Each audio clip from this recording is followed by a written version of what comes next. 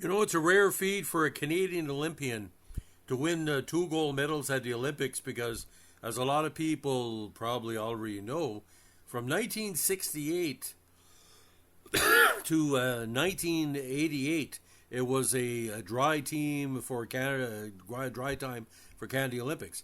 With the boycott in '84, we won with Alex Bauman and Victor Davis. Davis getting a gold and silver, but again, Nancy Green gold and silver, '68.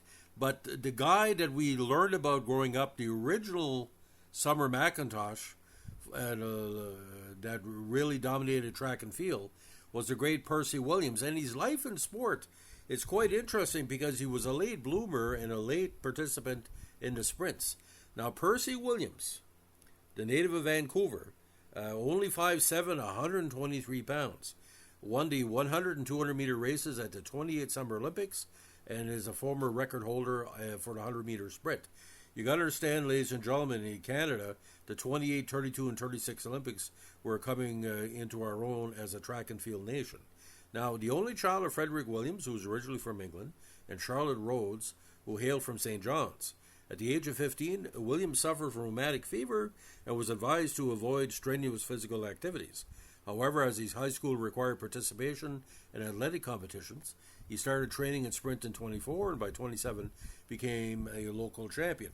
Now, he came to major prominence several times after the end of his career because with Harry Jerome being such a challenger in the 60s towards various sprint times and titles, and later Ben Johnson, Desai Williams, Donovan Bailey, Bruni Surin, his legend became bigger and bigger because majority of the black athletes in Canada were big sprinters. This was an athlete that basically came up through the English system, and other than Alan Wells and a few other what he called Commonwealth white participants, it didn't really happen very often. Now, at the 28 Olympic trials, Williams won 100 and 200 meter races. Now, he just about 4 years before, as his high school required participating in athletic competitions, he started training in sprint in 1924 and by 1927 became a local champion. Now again at the trials, he won 100 and 200, equaling the Olympic 100 meters record of 10.6 seconds. The earliest travel ticket for the trials, Williams and his volunteer coach Bob Granger worked as waiters and dishwashers in a railroad dining car, and Vancouver track fans raised the money to pay Granger's transatlantic trip passage to 28 Olympics. Now in the second round of the 100 meters in Amsterdam, Williams again equaled the Olympic record with a time of 10.6 and did the same in the semifinal, but placed second to Bob McAllister. The final opened with two false starts, first by Wilfred Legg and then won by Frank Wyckoff, which has been a big battle for 100 meters through the years. In the true race, Williams took the lead off the start and never relinquished it, winning the gold over Jack London with George Lammers third. Williams then won the 200 meters 2 days later, coming from behind to overtake Helmut Kornig, who had led out of the bend.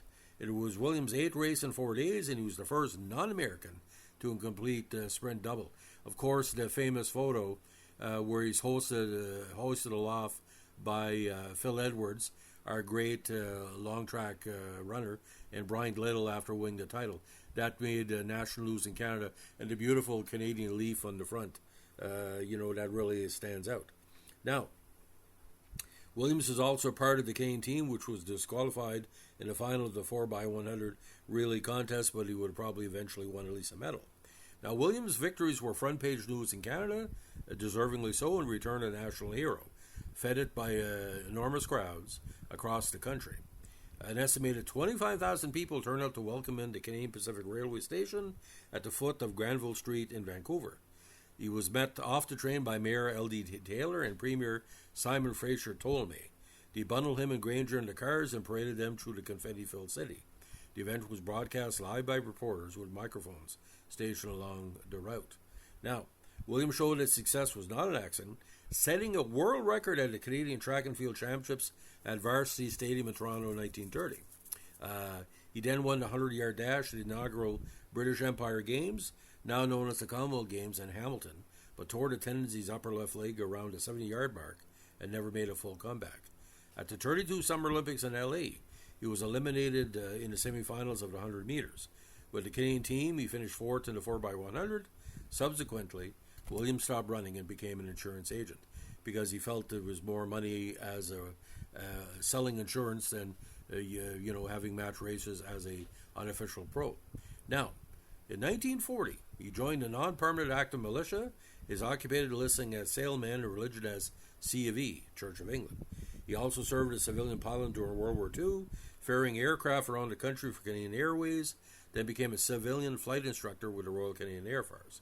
In 1974, after his former mentor's death, Williams was asked how much credit was due to Granger for his Olympic success. Offhand, I'd say 100%, Williams answered. Now, in the mid-60s, he donated his 2 gold medals from the 28 Games to a very important cause, the BC Sports Hall of Fame, saying he wanted them to be seen and remembered. In 1980, there were stolen, never to be found again. Gold prices at the time were at historic highs. It was suspected the medals had been melted down. It was said at the time Williams simply shrugged off the loss and no replacements were ever issued. In 2023, the stolen medals were replaced by newly minted replicas recreated by IOC at the request of Williams' family, who then rededicated them to the BC Sports Hall of Fame. In latter years, Williams grew bitter about his sporting experiences, culminating in being the only living Canadian Olympic gold medalist who refused the federal government's invitation to attend the 76 Summer Games in Montreal. In 1979, he was made an officer of the Order of Canada. Williams, who never married, lived with his mother Dot until her death in 1980 at the age of 92. After that, he lived on alone and suffered from terrible arthritic pain. Now, a weird situation happened soon after. He was a keen collector of guns. For some reason, yet to be undetermined, because people didn't see this coming, Williams shot himself in the head with a shotgun. Had been awarded in 1928 as a prize for his Olympic feat. His suicide was a major surprise to everyone, and no note was left. He was interred at the Masonic Cemetery of BC, Burnaby, Canada. Whatever he was going through, ladies and gentlemen, that's his own stuff. We're not going to judge because, his choice was his own.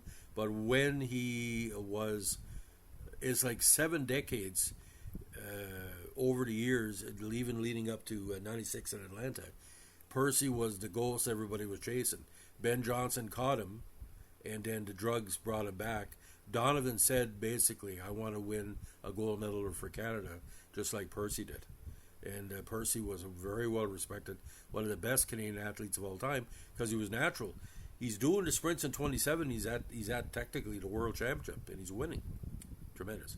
Now, in 1950, he was proclaimed by the Canadian Press poll as Canada's greatest track athlete in the first half of the century, which was later updated in 1972 to declare him Canada's all-time greatest Olympic athlete. I tend to agree, because he beating the Americans and the Brits and everybody else was a heavy burden on him.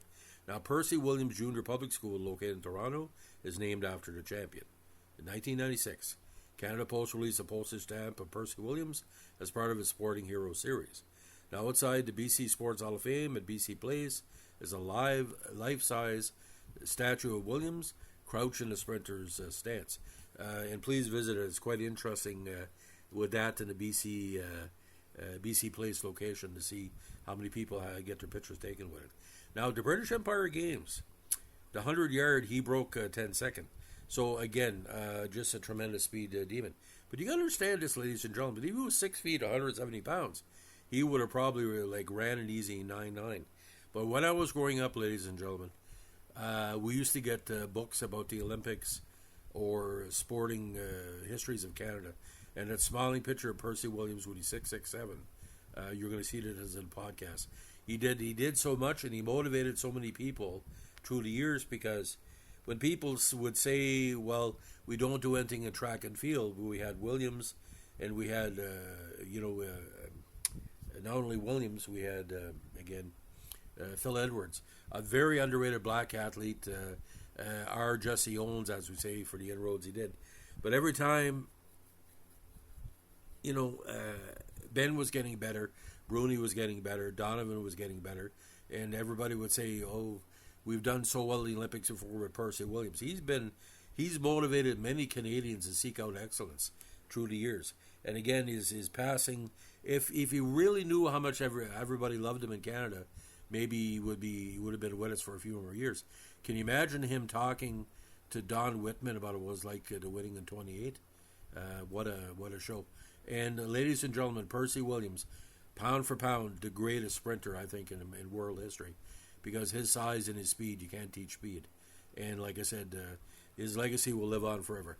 So if you're watching Olympics as a Canadian fan this week, if you're seeing Summer McIntosh and I mentioned Percy Williams, listen to his podcast or read up on his career. What an amazing life in sports. Just tremendous. And we didn't see it coming, ladies and gentlemen. He was a contender, then he was a world beater, and then he was a legend. Every Canadian, like I said, every Canadian knows Terry Fox, every Canadian knows Wayne Gretzky, every Canadian knows like certain CFL players. But Percy Williams, up there with Wayne Gretzky and Terry Fox, is the greatest Canadian athlete of all time.